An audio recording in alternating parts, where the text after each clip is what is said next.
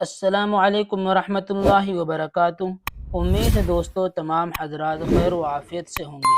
دوستو، سبق شروع کرنے سے پہلے آپ سے ایک درخواست ہے کہ اگر آپ نے ابھی تک ہمارا اردو کریکٹر چینل کو سبسکرائب نہیں کیا ہے تو ہمارے چینل کو سبسکرائب کریں اور بیل آئیکن بٹن کو دبائیں تاکہ ہر آنے والی ویڈیو آپ کے پاس سب سے پہلے پہنچ سکے۔ دیکھیے دوستو، ہم آپ کو سبق پڑھانے جا رہے ہیں کہ مفلس کون ہے۔ ہم آپ کو اس وقت میں مفلس کا مطلب اور مفلس کون ہے، اللہ کے نبی علیہ الصلاۃ والسلام نے کس کو مفلس بتلایا ہے اور مفلس کا معنی کیا ہے۔ دیکھیے دوستو، سبق شروع کرتے ہیں۔ بسم اللہ الرحمن الرحیم۔ اشرفی تعلیم، صفحہ نمبر 30، حصہ نمبر 2۔ مفلس کون ہے؟ کچھ لوگ کہتے ہیں کہ جس کے پاس مکان نہ ہو وہ غریب ہے۔ کچھ لوگ کہتے ہیں کہ جس کے پاس دکان نہ ہو وہ غریب ہے۔ کچھ لوگ کہتے ہیں کہ جس کے پاس اچھے اچھے کپڑے نہ ہوں وہ غریب ہے۔ کچھ لوگ کہتے ہیں کہ جس کے پاس سونا چاندی نہ ہو وہ غریب ہے۔ کچھ لوگ کہتے ہیں کہ جس کے پاس زمین جائیداد نہ ہو وہ غریب ہے۔ لیکن سچے رسول حضرت محمد صلی اللہ علیہ وسلم نے کسی اور ہی کو غریب بتایا ہے۔ ایک مرتبہ حضرت محمد صلی اللہ علیہ وسلم نے اپنے پیارے صحابہ رضوان اللہ تعالی علیہم اجمعین سے پوچھا، بتاؤ مفلس کون ہے؟ صحابہ رضی اللہ تعالی عنہم اجمعین نے کہا، ہم تو مفلس اس کو سمجھتے ہیں جس کے پاس روپیہ پیسہ اور زندگی گزارنے کا سامان نہ ہو۔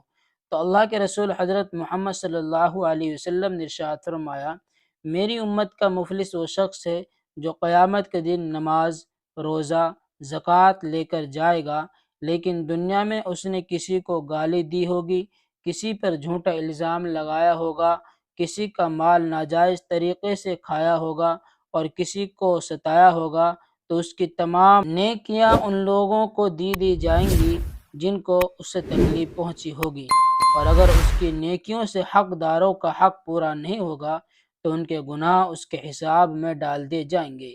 اس کے بعد اس کو جہنم میں پھینک دیا جائے گا۔ دیکھو بچوں، اس دنیا کی زندگی بہت مختصر ہے۔ ایک دن یہ ساری دنیا فنا ہو جائے گی۔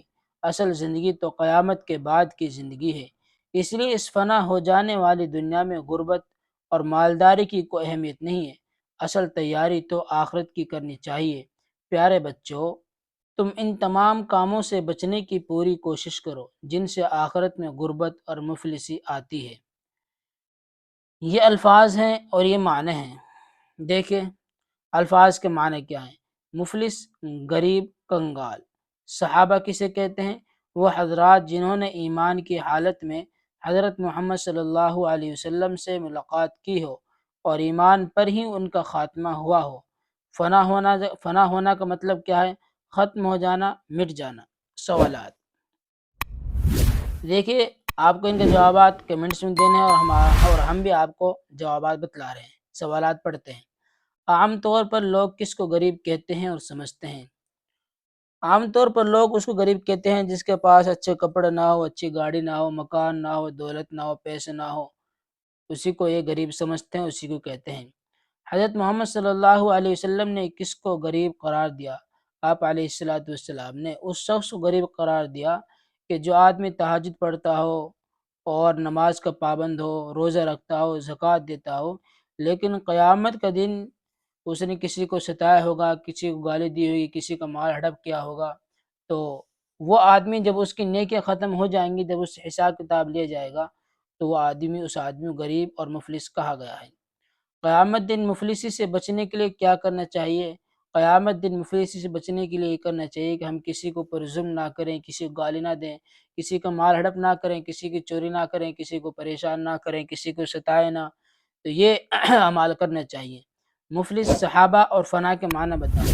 مفلس، غریب، کنگال۔ صحابہ وہ حضرات جنہوں نے ایمان کی حالت میں حضرت محمد صلی اللہ علیہ وسلم سے ملاقات کی ہو اور ایمان پر ہی ان کا خاتمہ ہوا ہو۔ فنا ہونے کا مطلب ہے ختم ہو جانا، مٹ جانا۔ یہ مشق ہے۔ اس سبق کو آپ اپنی کاپی پر نقل کریں اور پھر اس سبق کو زبانی یاد کرو۔ دوستوں، یہ سبق ہمارے یہاں تک ہو گیا ہے۔ اس سبق کو آپ بہت دھیان سے سمجھیں اور پڑھیں اور سنیں، پھر محنت سے یاد کریں۔ انشاءاللہ آپ کو اس سبق میں بہت ساری معلومات حاصل ہو گئی ہوں گی۔ پھر ملتے ہیں اگلی ویڈیو میں۔ السلام علیکم ورحمۃ اللہ وبرکاتہ۔